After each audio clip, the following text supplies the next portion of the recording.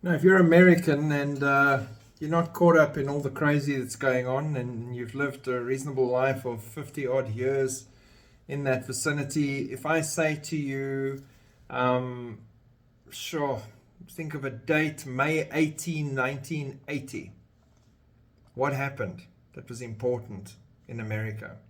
A lot of you will get it immediately. And that same place is now waking up again. In time for what? The tribulation. America's most dangerous volcano, besides Yellowstone, is recharging 43 years after a catastrophic eruption that was the worst in United States history. Mount St. Helens has begun rumbling more than 4 decades after the worst eruption in US history. Since February the 1st, 2024, approximately 350 earthquakes have been recorded at the 8,300-foot Washington State volcano by the Pacific Northwest Seismic Network. Now, the eruption in 1980 was preceded by 2 to 3 months of waking up and rumblings and earthquakes. This started in February, March, April, May, June.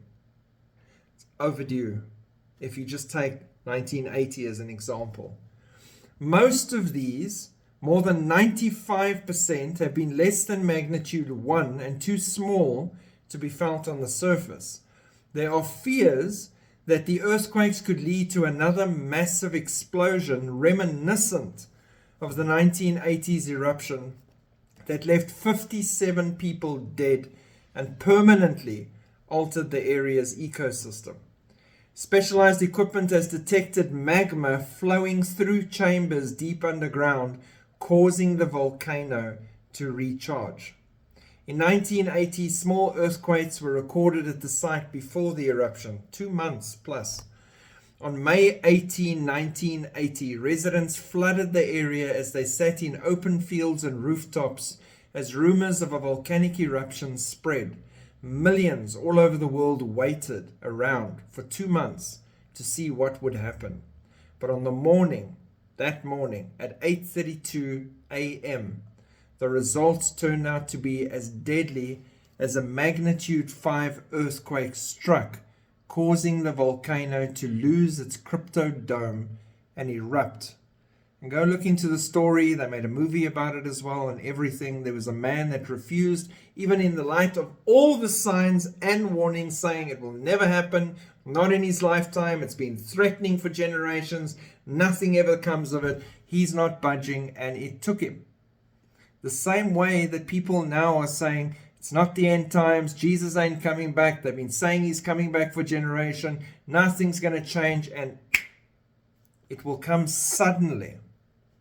Just like when they're saying peace and security, sudden destruction will arrive. The same way that these things are all primed and ready to go. So for me, when I hear St. Helens, I immediately think of all the people saying, what are you on about? Nothing to see here.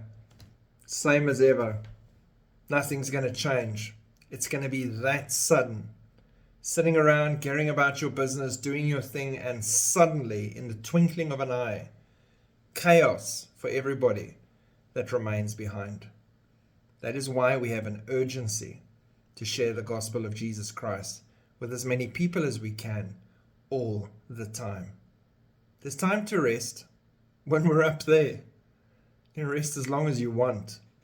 Your race will be run. Your task will be over. Your burdens will be over. Everything will be left behind. The tears will be wiped from your eyes. All wounds will be healed. Everything will be new again, and you'll be in the arms of your Savior. So until then, let's double down and reach as many as we can. God bless. Keep looking up. Shalom.